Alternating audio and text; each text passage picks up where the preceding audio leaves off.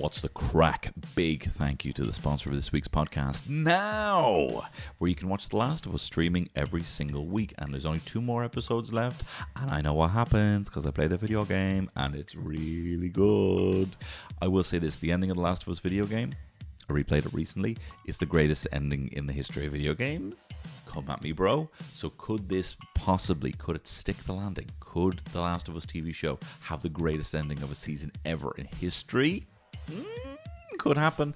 And look, once The Last of Us is finished, don't you worry. There's loads on there. If you want to watch other things created by Craig Mazin, who's the co-creator of The Last of Us, he did the entire thing at Chernobyl. You can watch all of Chernobyl. It's also on now. Also, coming up the end of March, the final and 4th season of Succession, mate.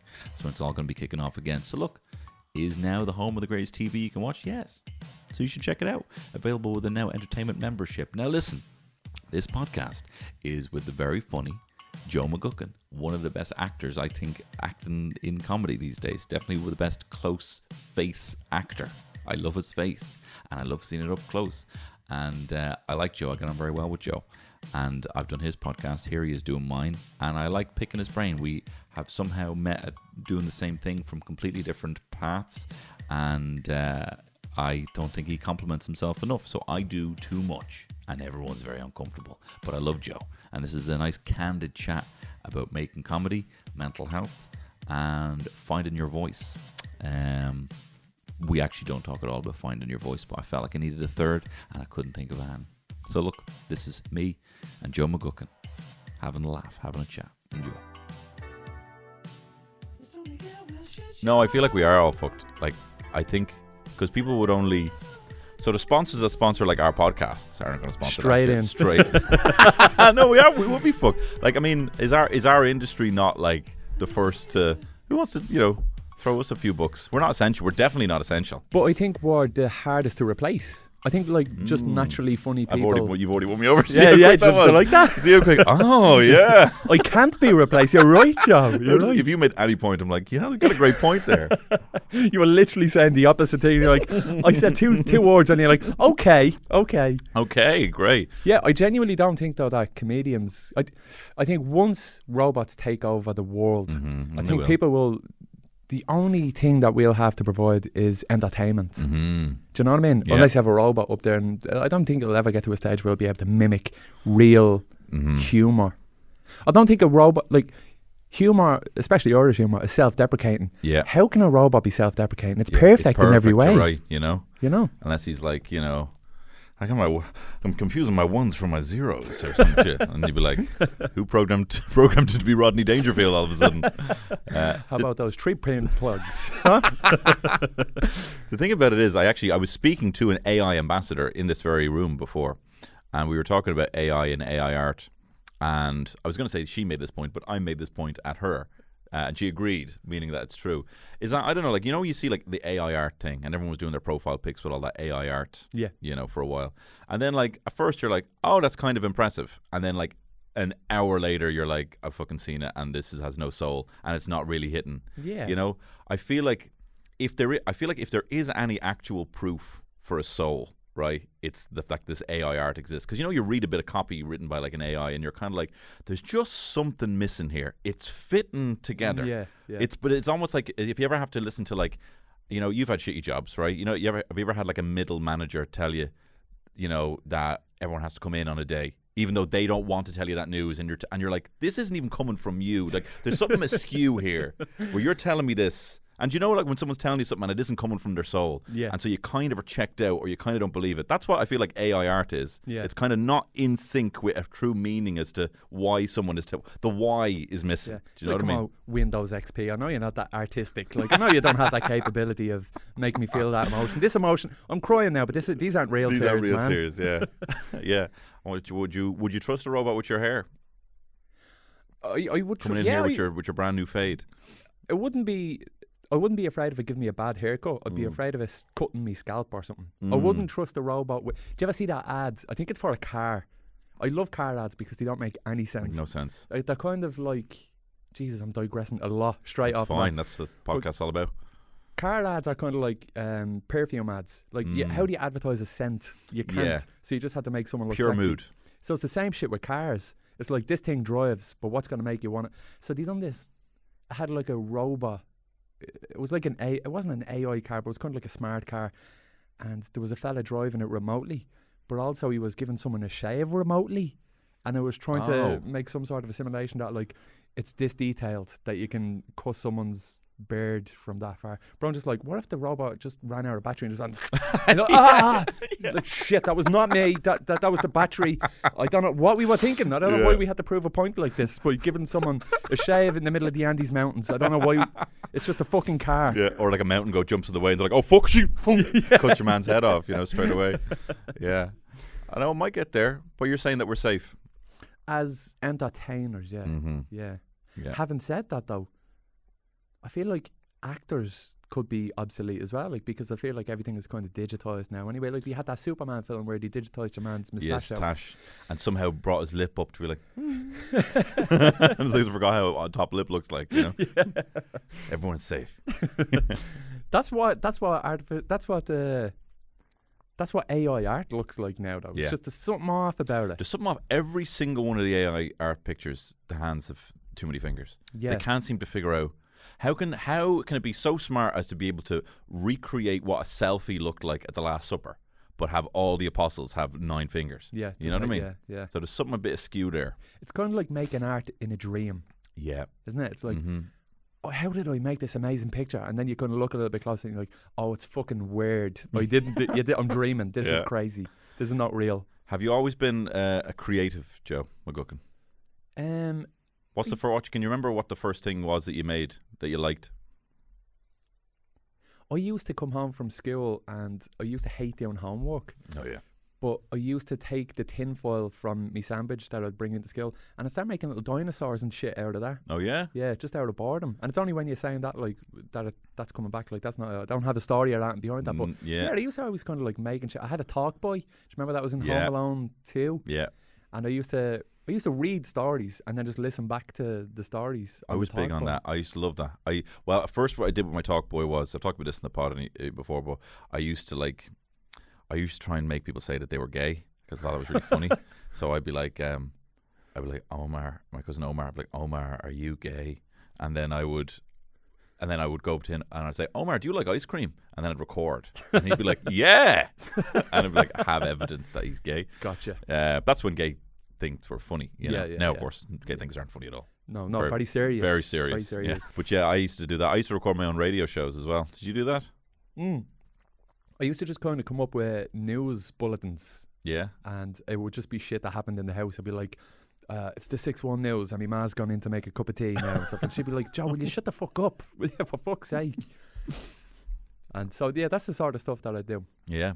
And filming myself, I used to...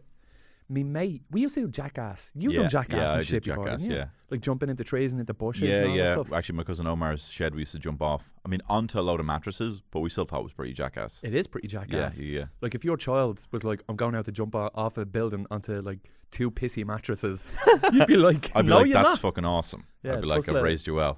Yeah. Oh, thank God the internet wasn't around back then, because if yeah, that's crazy. Well, thank God. Yeah, but the biggest thing that I think I've avoided. How old are you? 33. 33. So we're around the same age. I'm 35. So like we kind of, I firmly believe, and as my brother actually had made this point, that we're probably like the last generation to just have a childhood without the internet, being so intrinsically linked with everything. But I think if it was, because I remember when MySpace first dropped, and I had a little emo fringe. You know, if that had been TikTok, I would have been making thirsty TikToks. I would have been like miming along to songs with my top off, with like drawn on tattoos or shit like that, with my little V, you know, trying to be like a little thirst trap video. You know, like I definitely would have. And I know I look at them now and I cringe, but like it's also because I'm like, I know what that is. It's wanting to be seen. Like if you see the people thirst trapping, they're like 25 and stuff. They're very old, yeah. Like shit was around. Like I wasn't doing thirst trap videos on YouTube. Like I was embarrassing myself. Like now it's all sexy and cool. Yeah. But what do you think about men being sexy these days? I'm so threatened by it because I think I missed the boat on it. Yeah. I know we're not too old to be sexy. That's what pisses me off. I'm like, I could go to the gym for like 6 months and maybe I'd be thirsty. Maybe I could. Look, I could do that. Go to the gym for 6 months and do Chris Hemsworth's diet plan. I could do it. Yeah. But do I want to be sexy is the real question. That's it. You know what I mean? I'm holding it down for the real men that don't have to. I don't have to prove a point. Like, Yeah. You know? I have 2 kids. I have a wife. Yeah. I don't need to impress strangers on the internet. Or my wife. Sexually. Sexually, Like, every other way I do. Yeah. I'd love it though. I don't get many thirsty comments online. I mean, I know I don't want it. I don't want to have any kind of distraction like that. I've seen you dance outside the doll. That's Thank you. Yeah. that's very thirsty. Yeah. I mentioned on this pod a few weeks ago when I remember I was at the Bureau de Change. Yeah, and I was dancing around, and obviously I got a big swollen nut, and you were like, "Here, are you wearing like a fake dick in your pants?" I had no idea. I know. Yeah. And you were like, no just a lot going on down there. Like sometimes. And then I saw it in your face, and you're like, "Oh no, what have I said here?" And I'm like, and I was just very honest. No, I got a big swollen nut. Yeah. I'm hoping to get it looked at. That made it even more worse for me. You should have comforted me and say, "I know it's nothing. I don't mind." Nah, it's just me hog, man. It's just me fucking hog. Yeah. Thank you for looking though. Thank you, big old kiss. I do that so much. Like I think I was oh my god, it just happens so much. I don't even want to repeat stories because I feel like that's so offensive. I'm like, I always put my foot in that. I always say something stupid. You're very curious though. I did see this thing on Reddit. It said like, what's the number one character trait of a dickhead, right? And I'm not going to say it's you, right? I'm saying you're the opposite. What's the number one character trait? And the most upvoted comment was, and I've talked about this so much on the pod, is lack of curiosity. You know, people just are not curious. Yeah. And they don't want to have their mind changed about anything. Yeah. They kind of know what they like. They know the kind of people they think that they like. They know the kind of food that they like. They know the culture that they like. And they don't want to be changed at all. They have no curiosity. And even in conversation, they don't ask questions. 100%. So that's the worst thing about a conversation is not being able to ask a question. Like if I ask you a question, you talk about whatever I asked you about, and then you kind of bounce it back. That's how a fucking conversation works. But when you have 2 people and the other person's not asking a question or kind of giving back, or giving you an opportunity, giving you a little bit of rope, like, here, come on, you know, let's play ball here. Yeah. Then you're like, fuck this shit. Like I'm leaving this room. No, but I think that comes out definitely in your podcast, and you're very curious, you know, and as well in your videos, like you've kind of. You know, you have your signature comedy style, you know, but like there's no specific one kind of like genre that you want to stay in. You seem to want to just try a load of things in your videos, you know. Yeah. You've always done that since, you know, Wind Up Merchants, and then obviously with, you know, Free Gaff, like the sketches. It's your personality and everything, but you don't really want to. I don't really know the point of making. I think it's interesting that you're saying that because I've never really gone out by myself. Like, so I was with the Wind Up Merchants, and now I'm kind of with Darren, and then with Free Gaff, like I'm collaborating with everybody. So I don't really like the spotlight being solely on me, and I don't think I have a unique style. Like I just love I love comedy. I love your style of comedy, and I'm like, oh, I think you should do this. Like I remember messaging you fucking 9 years ago or something when I was doing like a pilot for the Wind Up Merchants. It was when you were doing stuff for Chapside. Remember Chapside at the last? I was like, if you could do Plume and like do that selfie video, like this is just what I was thinking. If you could do that selfie video and then the camera goes down and then you actually have that head and it's not actually I'm like, shit, there's so much you could do with that. And with Killian as well, like I like mixing humours and stuff, and I think that comes from the curiosity of playing with other people's toys, I suppose. No, what I like about you, Joe, one of the many things I like about you, I think we're very similar in that. Like, I think we're good ideas men.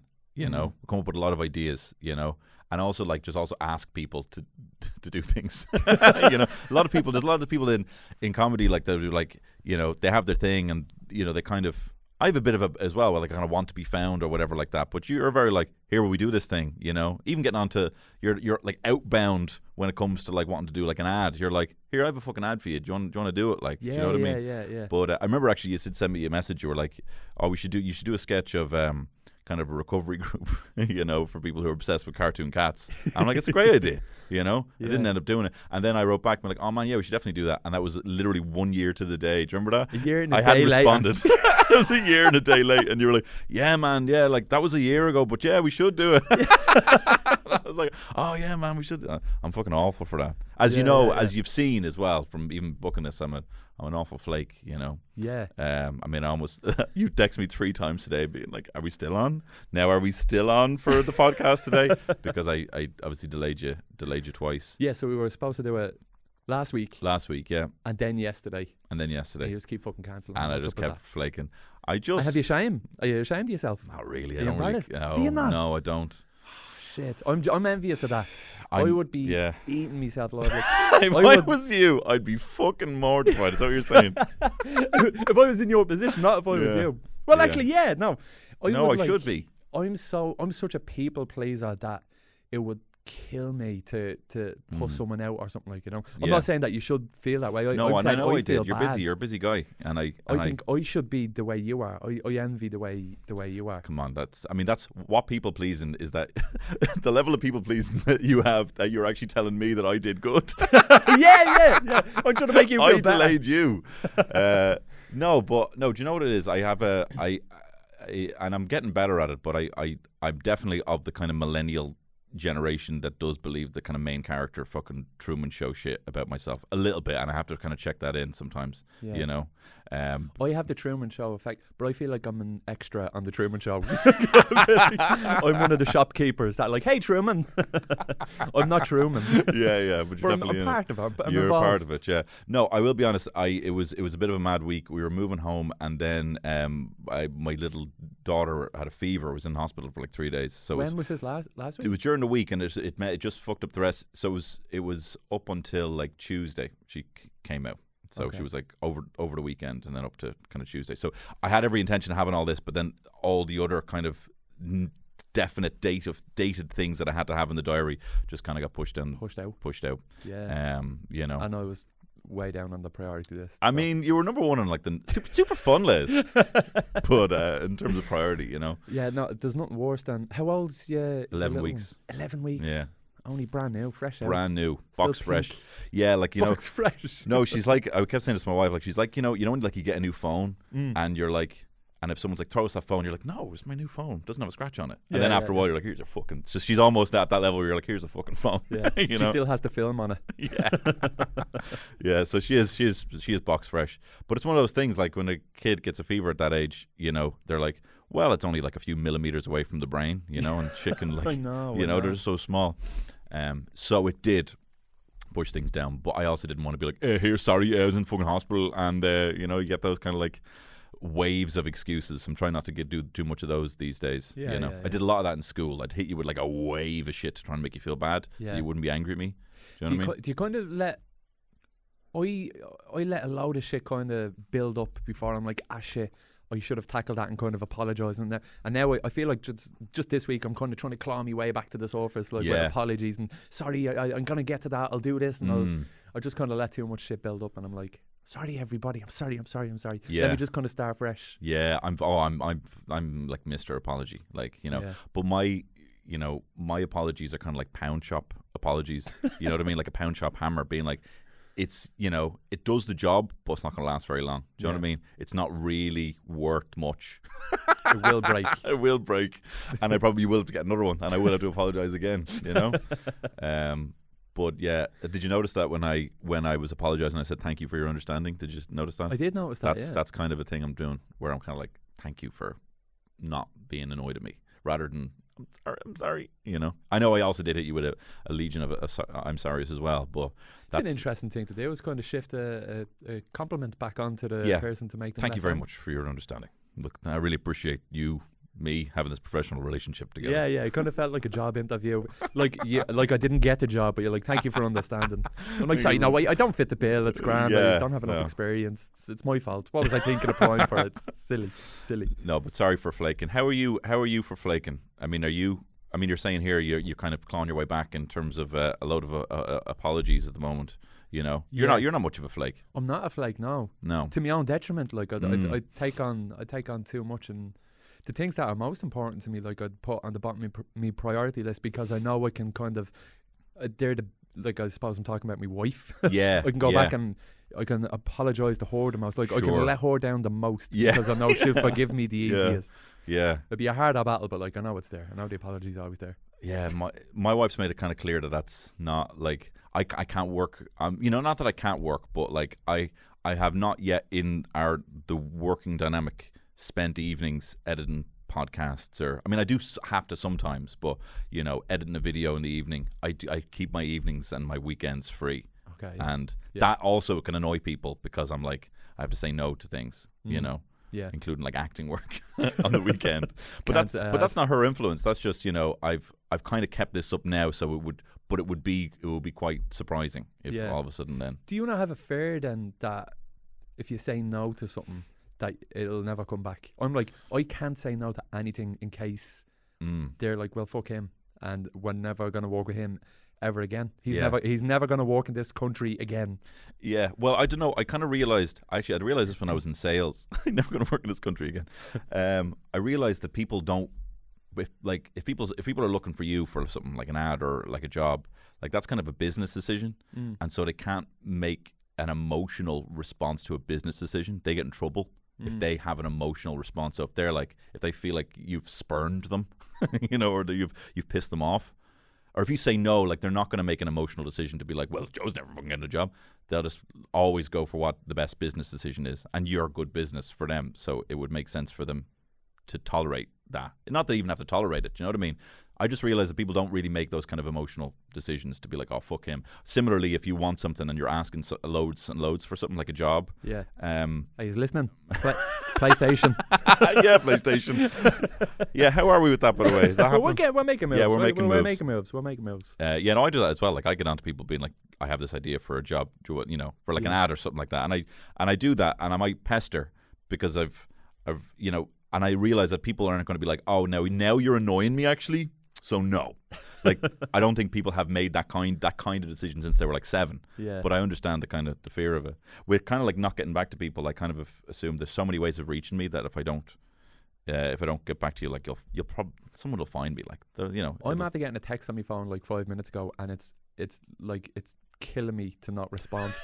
I'm really? Like, listen, man, I just really need to fucking take this text message or this call. Yeah. I hate missing calls or not getting a call. Even it could be 9 o'clock at night and I'll be wanting to respond to an email or something like that. That's good though. Like you are one of the hardest working guys in the biz. I do firmly believe that. Like I genuinely think you're constantly having a lot of kind of in development things. Some things might happen to them, some might not. You've also got different kind of, you've got commercial. You've also got like, pure art. You do like short films. You do feature films, I also think you're an incredible actor. I'm going to compliment you loads here. Bring it on. I love it. I do actually think you're one of the best actors. You're especially doing Darren and Joe, or doing Free Gaff with you. You're one of the best fucking close-up actors for like a close-up scene. You can show so much emotion in your face. I don't know how you do it. It's quite commendable. I get so self-conscious because I have like a deviated septum, and I didn't realise it until like I seen me face on a fucking 50-foot screen, and I'm like, shit, my bleeding nose is sniffing around corners like a bleeding Scooby-Doo dog. So like, huh?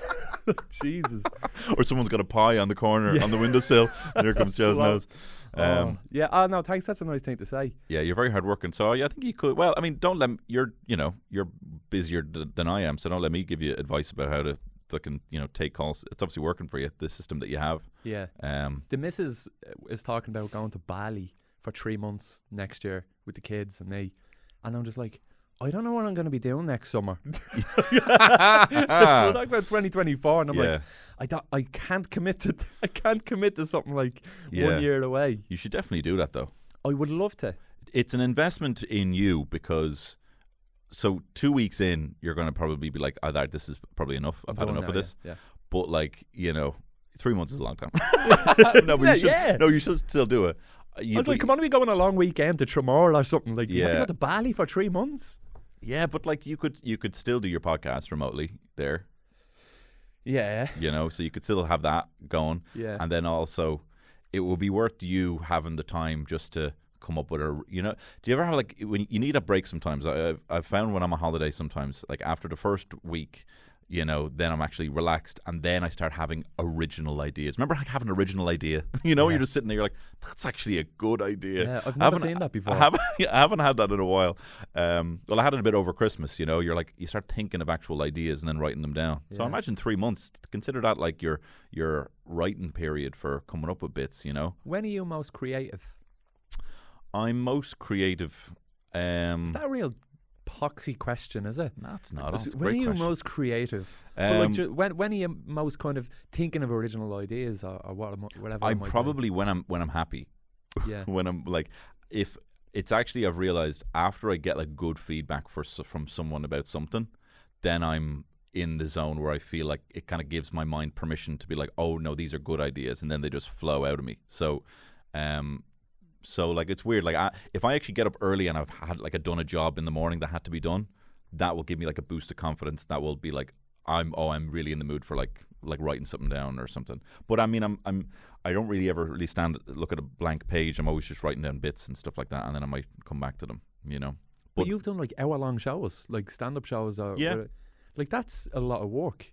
You've done stand-up though, what that's like. I've never done an hour-long like headline show by myself. I've done like Darren and Joe, the Stall of Podcast, which was a long show, but it wasn't just me up on a stage by myself. Yeah. Like, yeah, but you have it like, so it's the same way. I mean, if you were to be doing like your live podcast on your own, like for an hour, you'd realize that it's just about like I'm probably doing it the wrong way. Like I'm looking at it a lot of the time. How do I fill an hour? And if I was work my way as a stand-up, I should probably be doing an hour like every 2 years or 3 years. Haven't realized what like Steve Martin had 10 hours of stand-up material that he would cut down to 1. That's why it's all good, Yeah. So rather than actually, how do I flesh this out? It should be more like, I'm going to have to cut some really good jokes, Yeah. So is that like, how do I drag this? Yeah. This one laugh that man. I'm going to get? Yeah. But like I got that, like I got sacked from my job when I moved back to Dublin. I was working remotely for this sales company. I was doing sales for this startup in London. And then eventually I just, they sacked me and they gave me like a redundancy, so then when that happened, I was like, all right, shit, I need to just figure out how I'm going to make money doing stand-up, full time. And they gave me like a payout, so I had like 6 months. And then the Sugar Club just coincidentally got in touch, and they were like, do you want to do a gig? And I'm like, yeah. And I had nothing planned. Back up for a little bit, like, why did the Sugar Club... You were in London. Yeah. Were you doing videos and stuff in London? I'd moved back to Dublin. Oh, okay. And they were like, do you want to do a live thing? Did you have an audience and stuff then? I mean, I had enough of an audience that could get to fill the Sugar Club, from the Plune stuff, and that's all I had. That's all it was, just the Plune and Maz Mate stuff.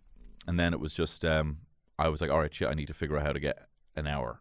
So then I was just, all right, well, I have like, 4 characters. Can I do 15 minutes on each character? Yeah. Was that all good? No, it was really bad actually. But people had a good time, Yeah. Because you probably realized at the gig, the people are just so willing, especially after COVID. They're like, this has to be a fucking good night. They're in the audience being like, this fucking better be a good night. So, you fucking up a line is not going to ruin my night. I'm still going to laugh. Yeah. The willingness is just so much more powerful than how inept you are. Did you ever have a bad gig? Yeah. Oh, do you know what happened actually? I had a really bad gig. I kind of oversold these shows, right, in the Sugar Club, where there was 1 year where after my honeymoon, I was like, I'm going to try and do this is my idea. I was like, I'm going to do a new hour every month, right? Every month? Yeah, and I was like, and I booked 4 shows, because they were going so well. So I booked like 4 shows months apart, right? And they were called like Live Feed, Volume 1, 2, 3, 4, right? And they were like 60% the same show with 40% changed each time, because I was trying to figure out how to make a good hour in a shorter span of time to bring it to Edinburgh. And then towards like the 3rd and 4th, it was like, all right, people realize, it's kind of like the same show. So like, they're not going to be recurring. So like the 3rd show sold okay, and then the 4th show didn't sell particularly well, because it was like, essentially 1,200 tickets to be sold within 4 months. So it wasn't that much. So then they were like doing, raffles, like kind of like an opportunity to win tickets to fill up the 4th gig. So anyway, then I was like, all right, I'm just going to try and do crowd work for 20 minutes. I was like, I've never done it before. But by that time, I'm also doing it to like a petered out audience of like, you know, a quarter capacity crowd. So I started doing crowd work, and I started like a quarter capacity. Yeah, in the Sugar Club. In the Sugar Club, you know. So it was looking ropey then, and it was only just because like the people who really wanted to see it, they'd seen it, so like they weren't going to come back, you know. So there's not an infinite amount of people who are going to see you bullshit on stage, you know. So then I started doing crowd work, and went up to this guy, and I'm like, what's the crack, you know? What's your story? You know, which is shy crowd work. What's your story? What's your story? Come up here and Well, I've realized like you can't make crowd work seem like it's the most important thing in the world for someone to say something. Like you can't have all the attention. Yeah. You know, it has to make it seem like someone wants to talk. So how do you actually make it a situation? But I didn't realize that. I was like, "What's your story? You on a date?" And he's like, "Yeah, on a date here." You know, and I'm like, "It going well so far? You think you're gonna, you know, get off with each other tonight?" And he's like, "I don't know, whatever." And then I was like, "What's your favorite thing I've ever done?" I said, and he goes, "Look, mate, I actually, to be honest, I don't fucking know who you are. I want a ticket." And I was like, "All right." Oh man! And I go back on, and I'm like, "All right, let's just do what we did for Volume 1." You know, and just did the gig again, and it was okay, but it was just like, you know, that I think at that point I was like, I'm not kind of respecting the responsibility that I have to offer people a good night. Okay. I was like, I was using it more as like, I need to figure out how to get better as your tool, like as my tool, and there has to be something in the middle there that's kind of like, it could be getting better. That's the thing about Dublin, like it's like, you know, Dublin comedy club nights where you want to get better, but there's also like it's different in like the States where like you can have. There's so many open mics in the big cities, and there's so many places you can try stuff. And then there's, you know, club nights where you're getting paid well, and you don't want to really be trying stuff there because, you know, you respect the audience enough to know that they spent 20 quid a ticket. Yeah. And then you have your own gigs where you have figured all that out and you're doing your 1 hour, you know. But in Dublin, it's just like the same people are going to be coming to see it all the time. So it's weird to be like, all right, I'm just going to play jazz out here, see if it fucking works. You know? Do you do that? Do you go to the International and just try out material on a dry audience that doesn't know yet at all? Yeah, you would, and it's tough because, you know, a lot of times it's just like Germans in the audience. You know. So the last time I done a stand-up gig, well, it's not the last time. I've since gone back to it, but I've kind of not done it since then as well. But the last time I done stand-up was for a competition. It was in the Woolshed, and I had a bit of a following because of the wind-up merchants and stuff like that. And I hadn't invited anyone to any of my shows. But this one was a competition, and if you won, it was kind of a clap on with that thing. So I said, you know what? And if you won, you got 500 quid. So I says, right, you know what? I'm going to bring as many people as I can. And not a lot of people did show up from my side. Yeah. But the people that did come, which was probably about 8 or 9 people, they all sat right in the front, which made things a little bit more uncomfortable for me. Yeah. And then the MC on the night knew that I had a bit of a following and left me to last, like save the best to last kind of thing. I ended up getting very drunk, like piss drunk. Yeah. And the rest of the audience, because it was in the Woolshed, the rest of the audience were just Brazilians. And 90% of my material is about Mosney. And they will not have a clue what the fuck I'm talking about when I'm talking about Mosney. They'd be like, what the fuck is this? So I'm like, all right, I'm just going to... I always wanted to do a kind of Andy Kaufman, get up on stage and just be really awkward and say, but I hadn't thought any further than that. Yeah. But in the drunken state, blackout drunk, I don't remember it. In the drunken state, I got up on stage and just done an awkward 10 to 20 seconds of all right, how are you doing, and then ran off stage, and then that was it. And then like I woke up the next morning, Moira was mad at me, and I was like, okay, I'm just not doing it anymore. I'm just not going to do it anymore. Yeah, I know you should forgive yourself for that. Like, you know, have you forgiven yourself yet, Joe? No, because I don't deserve it. I don't deserve an apology. No, you just really wanted it, and it's just one of those things. Like I'm so prone to that. Like, especially something you're excited about or really thinking about. Just look, all of a sudden, just this hand is fucking automatic, and you're just fucking horsing the pints into you. You know what I mean? Yeah. I mean, like wanking lads. Sorry. Yeah, you looked at me like you didn't understand what Big I was saying. Fat ones as Big well. Big fat ones. Yeah. Yeah, but like, it's hard to do an awkward thing well. You know, it's. I think it's possible, like if you sit down and think about it. But yeah, doing it on a whim. Blackout drunk. I mean, if I maybe got to talk about Mosney to a bunch of Brazilians. I think I started. I might have started my set, and I mean, it's like these have no idea what I'm fucking talking about, and then I just kind of gave up and crumbled. Yeah. And then ran off stage, I guess. But you know all the bits that you decide to talk about on your podcast, like that's stand-up bits, you know. Yeah, no, I'm trimmed down to like a tweet, and that's a joke. Yeah, you know.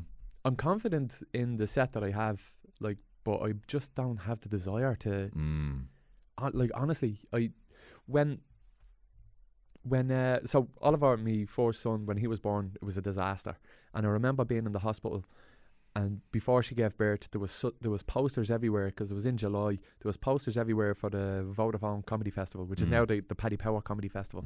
And I knew a load of people that was headlining that, and I was like, fucking, do you know what? This time next year, and I'm doing that, and I was really jealous.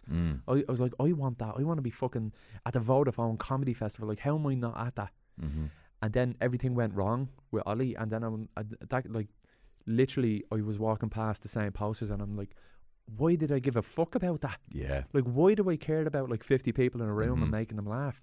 And it actually kind of made me think about stand-up comedy. And then I went to make a documentary, but then COVID happened and stuff, because my relationship with stand-up comedy is weird. Like, I fucking love it. I love the art. I love performing comedy. I think it's great. Nothing better than a live audience. Even for a film, like watching a film in front of a live audience, I think is better than sitting at home and watching. Yeah, 100%. But I love what you... Okay, I'll finish my point first. I started the documentary because I love to understand why people do stand-up comedy and what satisfaction they get out of saying the same thing twice, 3 times, 4 times. Yeah. Like the stand-up comics out there that have been saying the same joke for 15 years. Yeah. I'm like, what? Are you happy? Well, as you know...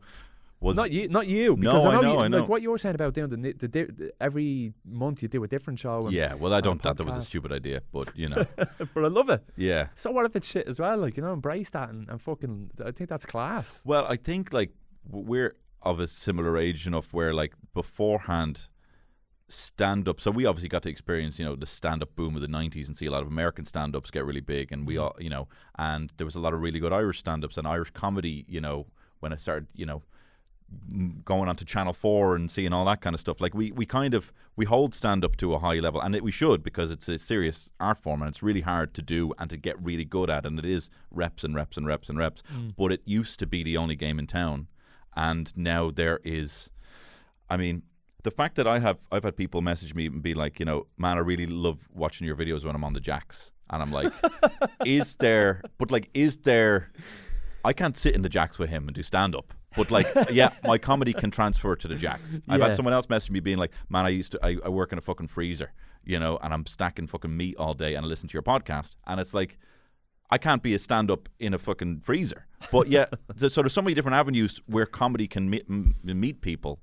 And, you know, you've found 2 mediums between sketch and podcasting that you're very good at that not everyone can do. And if everyone could do it, they would do it. And there's a lot of stand-ups who have no interest in doing that, no interest in doing a podcast or talking unscripted for an hour.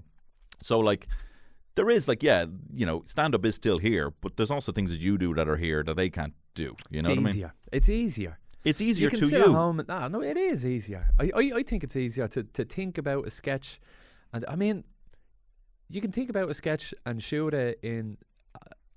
There's a video that I done, and it got 10,000 likes or something on TikTok, right. And it's very popular. Brag. And braggadocious. And it's a popular video, but like it took me half an hour to make it. Yeah. Do you know what I mean? That's not harder than walking out a stand-up comedy set, finding the beats, finding the confidence and the delivery, and walking it till it's a brilliant 10, 15, an hour, 60 minutes. Like, you know what I mean? That's hard work. That's graft. No, it is graft, but there's also like, you know, because you're doing the other bits, like I feel like to get good at stand-up, to get like unbelievably good at stand-up, it has to be your kind of only true passion, you know? Yeah. And I've got a bit of a hybrid kind of motive in mind when I do live gigs, is because I also want to meet the people that have, you know, that have liked the stuff in the past, you know, and I'm also just want to try to transfer some of the things people have heard from the podcast or sketches, ideas, and present that live. So it's kind of a bit of a hybrid model. But people who are doing just pure joke writing, stand up craft, you know, it is probably the hardest thing to do, you know, People consistently. are probably going to be listening to this saying, "What the fuck are they shouting on it?" No, I think people might be interested. You Do know. you think so? Yeah, why Okay, not? I mean, good. I love TV when there's like I started watching this show like a Physical 100. You watch that on Netflix? No. All these South Koreans just doing this, like the amazing bodies. Some of them are like gymnasts from like national 100 people. Some are like arm wrestlers. Some are Olympic gold medalists. Some are choreographers, dancers, and stuff like that. And they're basically competing to see who the fittest person is in Korea. Okay. But like they're proper. Anyway, I don't know anything about that. So I don't know anything about fitness in Korea. But this is a really well-made show of them in a kind of reality show doing this kind of thing. So like I'm like, I don't know anything about that world. I want to know about that world. I started watching fucking Yellowstone, that Kevin Costner show. Oh yeah. Because I'm like, I don't know anything about what it is to be a billionaire ranch owner. Yeah. Succession. I don't know what it is to be a billionaire. Media oligarch. Yeah. I like to know about things I don't know about. So I think people might want to know about maybe this that they don't know about. Yeah. I love sci-fi and shit because it's kind of escapism. Yeah. And you don't know about it. Watched Interstellar there again yesterday. Oh yeah, it's good, isn't it? It's a fucking flick and a half. It's a good movie. It does get a little bit goofy towards the end when they go into Silly. the fifth dimension. Silly. Like it's kind of a bit silly. Did you watch Barbarian? Yes. What did you think of that? Because I Thought can't that- make me mind up. I Like, thought it was a fucking flick. did you? Yeah, I thought Even it was great. the end of it, Yeah. like when she's jumping through the wall. Yeah. I think it's like they didn't know what they were doing at the start, and they were just making up a film as they were going along. And everything in it it's almost like a parody of every horror film ever made, if you actually think of it. I think it is, yeah. But what I like about it is, without giving any spoilers away, is it's kind of like, I don't know how, like, in other horror flicks where, they try and make up a weird backstory for the killer, where like, oh, they got, abused or something like that, or something really bad happened to them.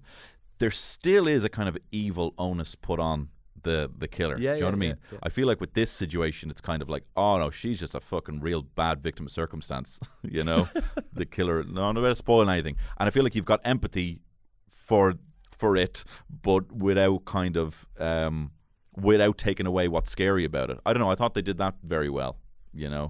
And it was very unexpected. And I just love a good horror flick that is all like, you from a safe environment can be like, Jesus Christ, I never thought I'd see that in my lifetime.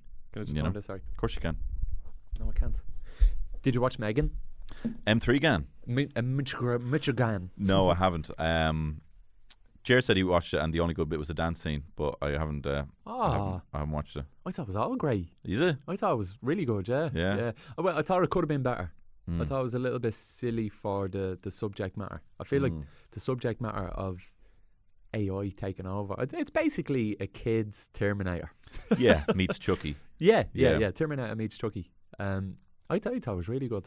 I will check it out. I mean, I'm kind of backlogged with the stuff I actually want to watch. How are you with kind of like balancing what you want to watch versus what Moira wants to watch? Not very good. Not very good. I feel like me and Terry were kind of like in a kind of compromise now, where there's a few good shows that pop up, but it's kind of few. We're watching The Last of Us and loving that. Yeah. If there's any kind of HBO show that pops up, we're like, yeah, all for that. But I feel sometimes we might be just kind of meeting so far in the middle that it's pleasing no one. Yes. And so I kind of I'm trying to enact a kind of thing of like, look, just pick a day and we'll watch whatever you want to watch. And then we will also watch. He doesn't want to watch any Tom Cruise movies. I'm on a real Tom Cruise buzz privately. Yeah, privately. Okay. Well, not privately anymore. Well, I mean, in my own head, we're like, if I was having my say, I'd just be wanting to rewatch loads of Tom Cruise movies. I'm just so fascinated with him as just a Hollywood actor and the choices that he's made. Yeah. But I'm not really getting to do that. Cool. So we're kind of meeting somewhere in the middle, and not being totally. So I'm kind of like, hey Terry, can you just pick a few days where you will watch whatever you want to watch, and then maybe the few days that I watch. Is Terry your wife's name? Yeah. Is that a full name? Yeah, she's born Teresa. Oh, Teresa. Yeah. Oh, okay. Yeah. Okay. I'm always curious. I know another Terry, and I didn't know her name, and I was like, oh, I was wondering what it was. We all have names that aren't our names. The whole family. I'm Tony, but it's actually Anthony. Oh yeah. She's Terry. It's actually Teresa. My son's Sonny, but is actually Harrison. Oh, your brother Andy. Yeah. How do you feel now that he's making content? Are you threatened? No. No. Well, do you love it? I love it. Yeah, I'm so Yeah. proud of him, and he's better at it. Like he's more consistent. Like he's now put out more videos than I've ever made. You know, But he has a format. Like you didn't have a format. Like you're more sketch and you've more variety. He's kind of just doing. Well, he's not actually. He's doing more. no, he's stuff branching out now, Yeah. and he's very good at it. Like I mean, he's funnier than me. But I was so like when he started doing the commentary videos, I was just like. Like, you know, you just see something and it's original and really well done. Yeah. And you're like, this has legs. This is just, you can just keep going with this, you know? Yeah. And I hope he does, as well as kind of branching out. And I think that he's gotten a very effective kind of model where, you know, he's kind of, it's not even one for them, one for him, you know? You know, that's the George Clooney model. Like he'll make, you know, he'll make a blockbuster and then he'll do like more independent movie that he'll direct or whatever, one for them, one for him. The Descendants. Yeah, something like that. But Andy he loves doing the commentary videos, and and the quality of them are looking even better and better and better. You know, so I'm delighted for him. Yeah, you know, he's so sweet though. Like he's like, you know, he got booked this voiceover, and he's all like, "Look, don't want to be stepping on your toes," and I'm like, "Fucking do it!" Like, you know, do it, and don't ever ask me for permission for anything, you know, ever again. It's so surreal because you sound exactly the same. Yeah, and you look very similar as well. We are. Yeah, we're very similar. Yeah. Do you have any other siblings? Yeah, I got a little brother, little sister as well. Are they Ben little and Ashley. creatives? They're very funny, but I don't think they would like. They're very funny, but they're kind of like, you know, get in, get out with the jokes. They wouldn't probably want to hold that much attention for that long. Andy probably wouldn't either, to be fair. Although he does have a podcast, he just hasn't really kind of gone into the live thing. They're very funny, and they are very creative in their own ways, but they wouldn't really be doing the kind of content, you know, kind of stuff. They're just like really just sound smart, normal people. Were you folks into the creative entertainment industry or anything like that? They're very funny, but no, not really. You know what they did do for me and Andy. You know, well, my mom and dad are as me and Andy have my mom and dad, and then my brother and sister, they've got a different mom, my stepmom. But with my mom and my dad, like they would have left us alone. This is what I think. I think where my creativity comes from my parents is the fact that they're very funny. They always told me that they loved me, so I never have to worry about that. They always told me they were proud of me even when I did fuck all, right? So I always had that going. I always carry myself. So affirmed. Yeah, so affirmed. Yeah, exactly. I was walking around so affirmed. But they also just like left me alone to just fuck around with shit all the time, you know? Because when they got divorced, it was kind of like, I don't want to be, you know, smothering them with a load of shit, give them a bit of space here. I don't want to go overboard with this whole kind of. So with that, it was kind of like just left to my own devices to do whatever, you know, allowed to be bored and fuck around with a camera, fuck around with, you know, different things, you know. So to be walking around proud of everything that I make, you know, and loved, and then also have the freedom just to fuck around with shit, I think that's where it comes from me and him, you know. I had the opposite. Yeah. Anytime I made a video on my dad, I'd be like, "Oh, well done, Spielberg," and all that. Like, he'd be taking the piss. Yeah. He was like, ah. But there was something about that kind of wanted me to prove myself a little bit more. Like, I'll show you one of these days. You've delivered that in spades now, haven't you? I know. He's No? dead. Oh. Sorry, Joe. Now you put your foot in it. Now we're even. Okay, Now we're sorry. even. Sorry. No, it's even with me brothers and stuff like that. It was always kind of a weird thing that I was just doing videos. Yeah. And artsy-fartsy videos as well. Like, you know what I mean? I always try to make stuff look artsy. Well, just good. Yeah, I think so. It's your aesthetic, you know? I think so. Because when I started making videos, it was before people held the camera sideways. Yeah. Do you know what I mean? Yeah. So it was like, it's weird. It's kind of reverting backwards, isn't it? That it's kind of going into square again, actually. We had square TVs, then it went into widescreen. Yeah. And then it went vertical, and now it's kind of going back to square for fucking Instagram and Twitter and stuff. It's all 4x3 now, and even when brands come to you and they're looking for videos, they don't even know what shape they want. I know, yeah. Thing. Sometimes they come back. I'm wrecking Jer's head at the moment, reshaping things for a now video. The sponsor of this week's podcast. Why do you think they were kind of like, you know, Spielberg or artsy fartsy or whatever like that? Because you don't step outside your box, man. Yeah. I hate fucking saying where I come from. Oh, because it's the inner city. Here you fucking get to, like, I don't. You get to.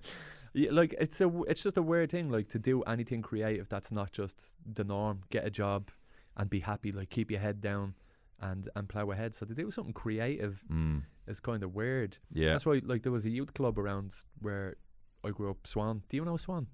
Like Where did you grow up? I grew up in Marino. Okay. Did you go to a youth club around there? You probably went to the Boy Scouts, did you? I did, yeah. There's a Boy Scouts around there. Yeah, there is, yeah. First Fairview. Yeah. Yeah. But yeah, there was a youth club around there, and they had a camera and stuff. So they let me use their equipment, and then they sent me on an editing course and film base. So they were very supportive of all of that stuff. That's great. But then, like, anything that I do, it just going to be laughed at. Like, yeah, all right, go on, next up, Hollywood. And I'm like, listen, it doesn't have to be Hollywood or nothing. Like, I know, do you know what I mean? There's an in-between. So, yeah, exactly. That was always thinking, what, you expect to be fucking Tom Cruise? I remember someone saying that to me because they didn't want to be an actor. It's like, what are you going to be, Tom Cruise? And I'm like, is me not being Tom Cruise mean I failed? You know? I know. Don't know why I keep bringing up Tom Cruise. But I think it also comes from, like, how deep is the reference pool for them to pull from? I mean, I think Barry Keoghan's probably made a huge difference in terms of what people, you know, who you think you are, Barry Keoghan, you know? But like Jim Sheridan. Jim Sheridan came from Sheriff Street. Like, there's a lot of Lark Kinlan. Having said that, I used to take the piss out of Lark Kinlan. Like, do you know what I mean? Like, I used to always go up to, can I have an autograph, Lar, and stuff like that. He used to fuck off you, will you? And there is actors from around the area. It's steeped in art and poetry, and there's poets from around the area. Lou Kelly, there's singers. Everyone's a fucking singer.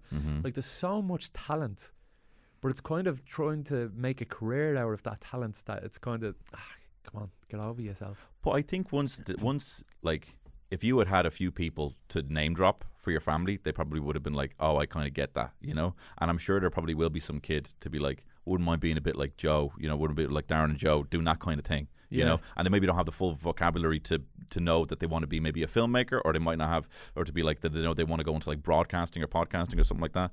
But they might just be like, I want to kind of do creative stuff like Joe McGucken. Like, I mean, there's definitely a kid who will say that, you know? I hope so.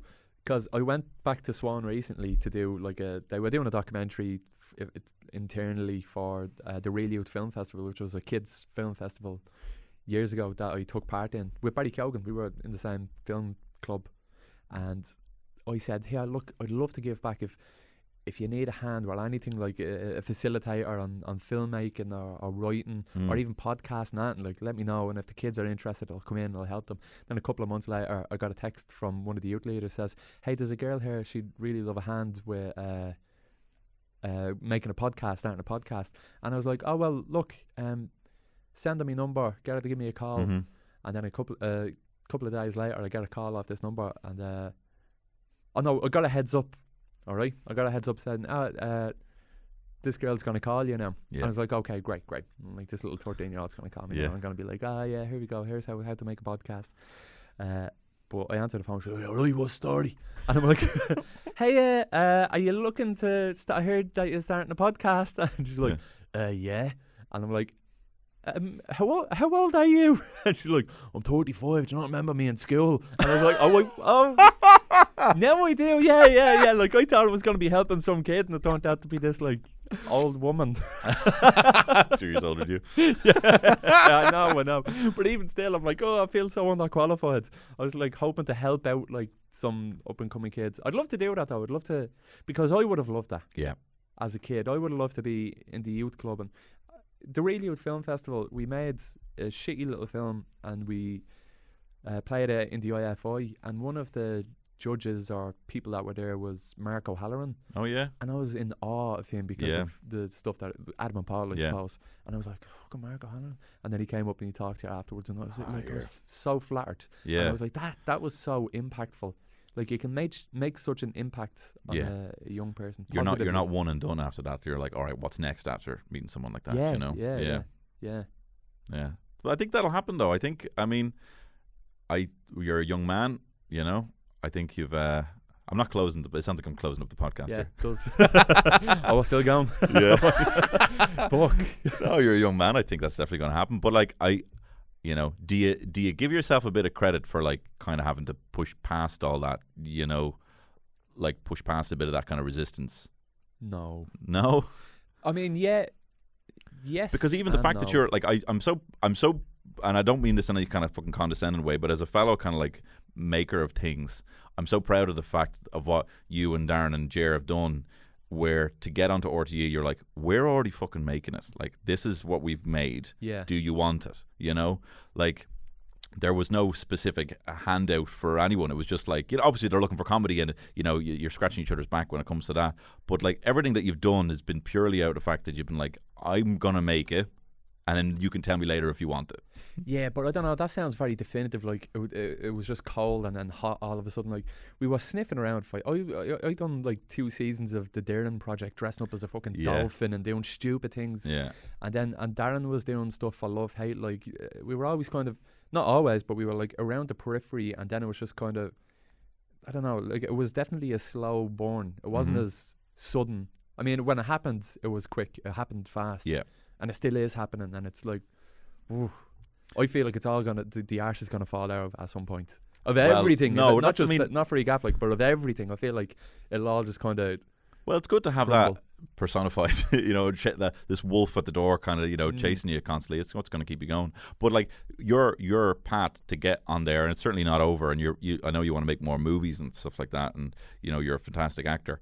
But like, if someone were, like, if I were to try and if I didn't know anything about how to get on RTE, the advice I would probably give some kid would probably be like, go to college and do film, or go to, if you didn't know, you would probably set someone off on a completely different path than the path that you actually did to get onto RTE and to be a regular contributor and to be self-employed as a content creator. You know what I mean? Like, it's a new kind of industry, but it's kind of unheard of. And I'm just trying to say, I think you should kind of you didn't go the route that probably would be expected of, do well in school, get the good grades, go to college to do you saying I didn't do well? I don't fucking know. I'm going to assume you didn't get good grades. You can assume correctly, but how dare you assume? No, I just think that's you deserve a bit of credit for that. Thanks. That's a nice thing for you to say. Yeah, I appreciate that. And can I have a kiss?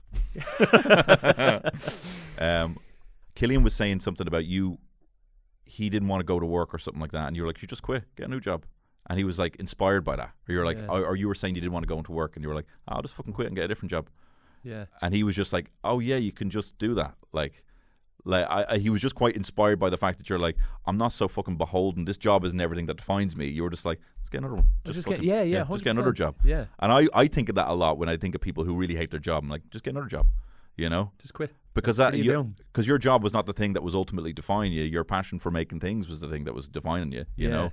And I think there's a lot of people that will walk around and think, oh, if I get a job and it's not a cool job, everyone will think that's the thing that kind of defines me. But I mean, if you look around you now, like, last year, the hot thing was to be in a tech job. Yeah. Now they're being sacked left, right, and centre, and they all thought that they were hot shit working in the tech jobs, like getting paid a lot of money, living city centre in lovely apartment blocks, playing table tennis at our desk, and now they're being sacked, and it just goes to show, like, you're not valued, like, you're a cog in the wheel in them big environments and them big jobs. Like, I was only talking to somebody who was sacked. I'm just realising there's a big fucking rip. Oh, that must be from cycling. Can't see it. I was only talking to someone recently about he was, him and his mate, the person that got sacked from the tech job was actually in the higher position, and the fella who was just kind of a button pusher is still employed because he's more necessary than the person, than the kind of whatever, the CFO or the CCO or whatever the fuck you want. But the CFO is very important, but like a little bit further down, middle management. Yeah, you realise that middle management is not important, and they don't need to fucking take their jobs seriously. I used to work with somebody, and we were working together for 4 years, same job, and there was an opportunity that opened up, and we both applied for it, and he got it. And so then he was slightly above me as shift leader, but it went to his head, man. Yeah. It's like a pure dictatorship. Like, he just thought that then, like, he ran the show. And I'm like, man, you're a buffer.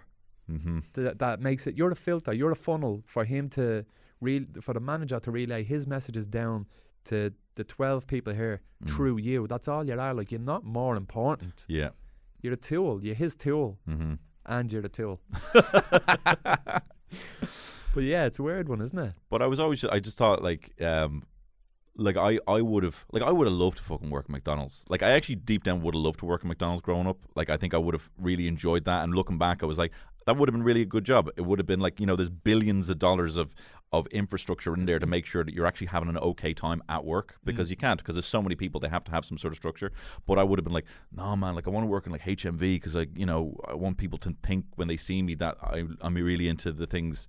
And I always felt like your job was something that you had to kind of like wear, you know.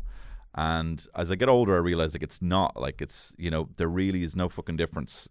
People have their hobbies outside of work, and then people have like the work to pay the bills. And it's great, of course, if you can find the passion and you can become self-employed or something like that and doing something that you do. But I don't really know my point on that. I just kind of, just you saying, here, fuck it, just get a new job, I think is an attitude people should adopt a bit more. I know what you're talking about. So Killian was probably saying, I said to him, like, I should just leave your job, or I said that, or I'll just get a new job.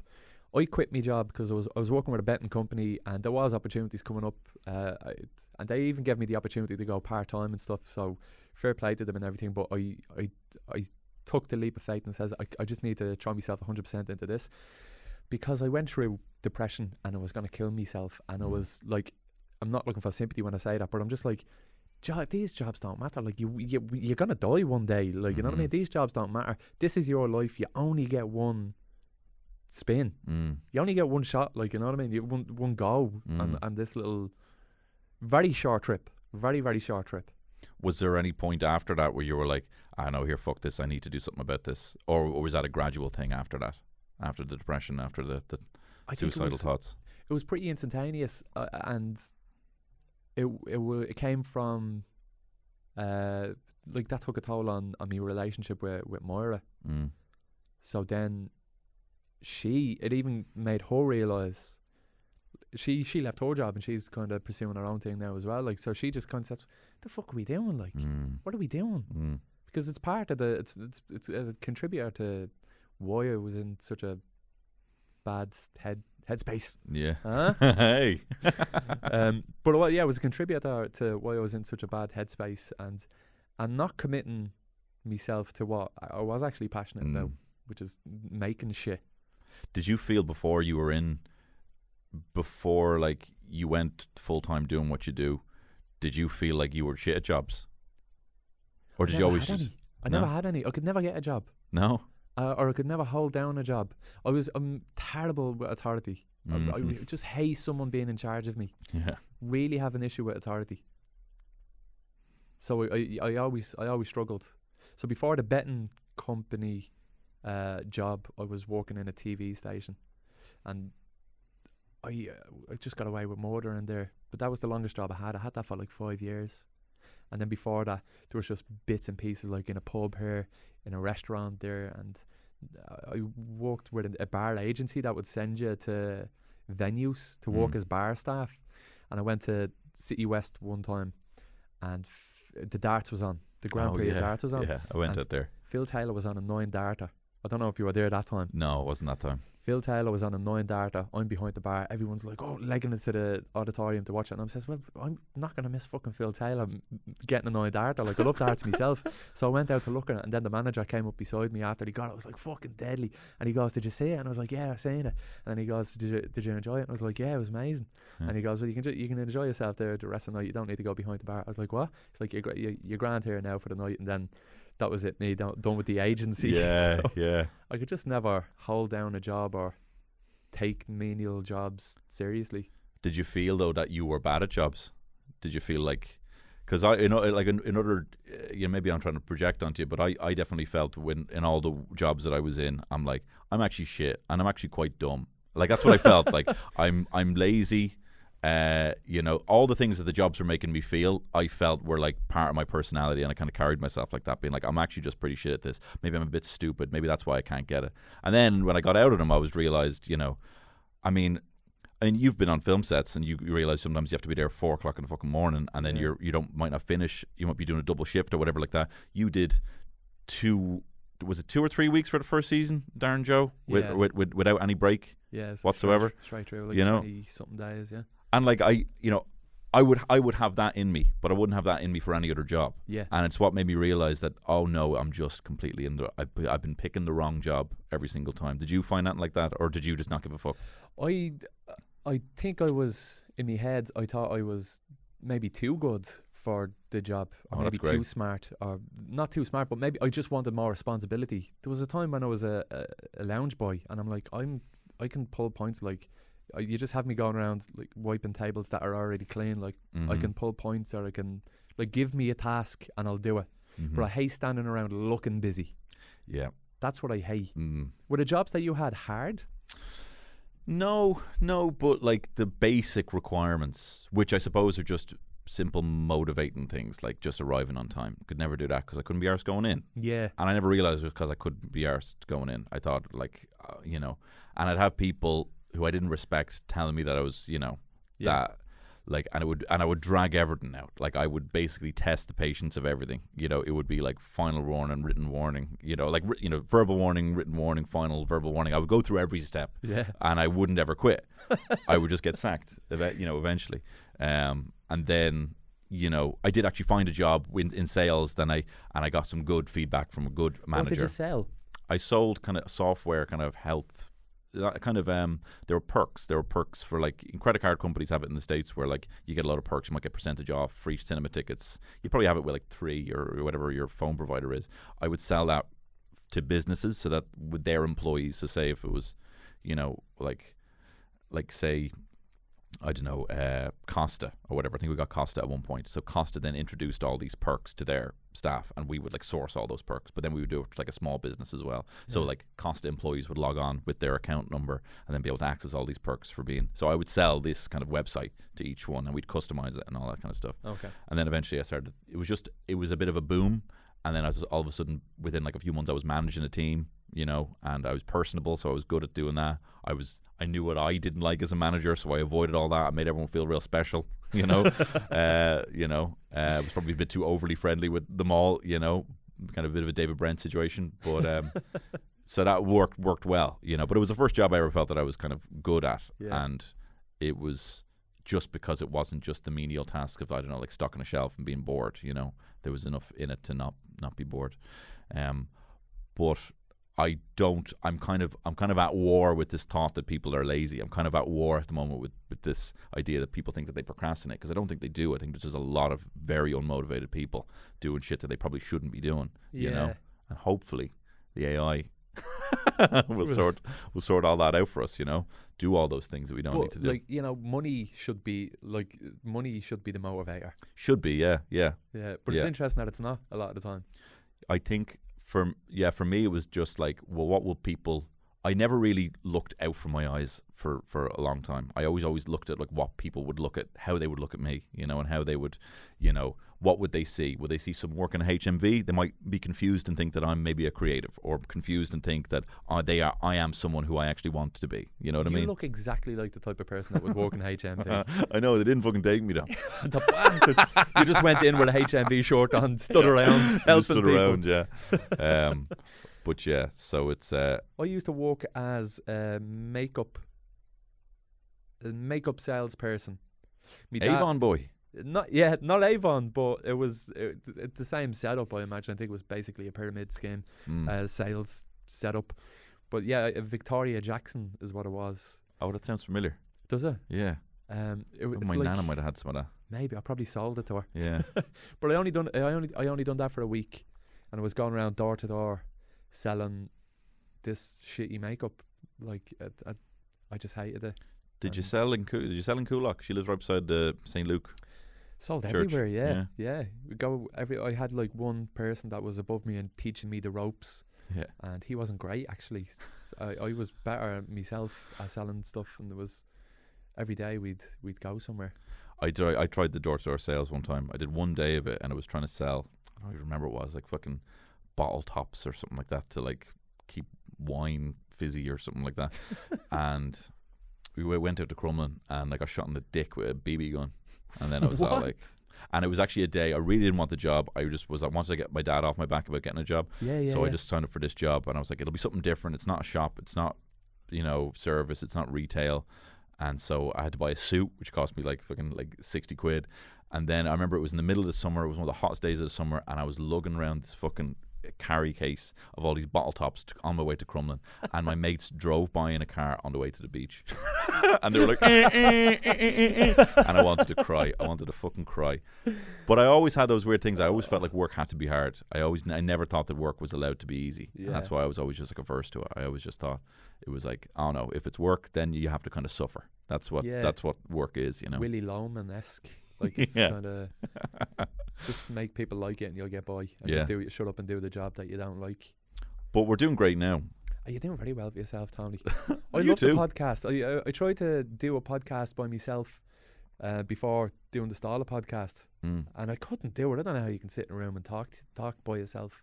You need to do the Brezzy thing of personifying the voice in your head that's telling you to shut up. Yeah. And once you do that, you just realize it's like having a co-host that you just don't listen to, you know, because you say something like, that's fucking stupid. And once you actually don't say that out loud, you just keep it in your head, then it gets quieter and quieter and quieter. So is that an actual technique you use? Yeah, well, he does a thing. I call mine Gary. He calls his Jeffrey. Yeah. So, like, that's what, once I realize that's Gary, I'm like, leave it, Gary. Did he have to be ridiculous names?